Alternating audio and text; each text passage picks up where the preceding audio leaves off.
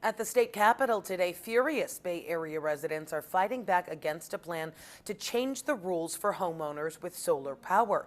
Don Ramos spoke to them about why they feel so betrayed.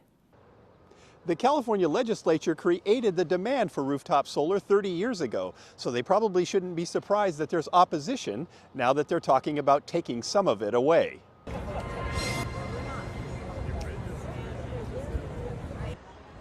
The sun is the source of heat for the planet, and that's especially true in Sacramento these days. No! AB 942!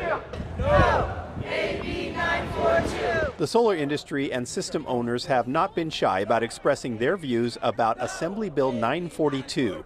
The bill is authored by Southern California Assembly member Lisa Calderon, who says the 20-year solar incentives created by the legislature no longer work. Today, however, subsidies are no longer fair or equitable and have led to a cost shift onto non-solar customers to ensure the grid is maintained. This cost shift amounted to an estimated $8.5 billion last year alone and is expected to increase in future years.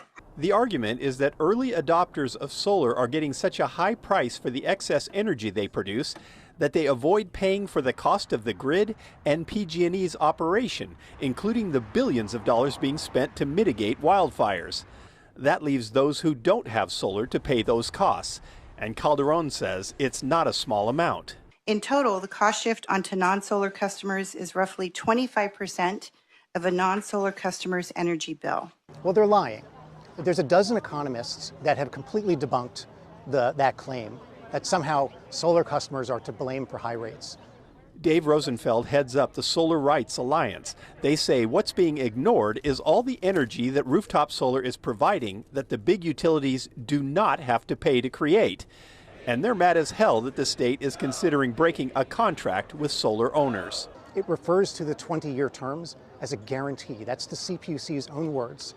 So in every way, for all of this time, the state has been representing this as a contract, as a legal agreement, something that is very, very serious, and people made long-term financial decisions believing the state at its word that it was a guarantee, that it was a contract. AB 942 initially proposed to cut the 20-year term to 10 years, but the outcry was such that that was removed.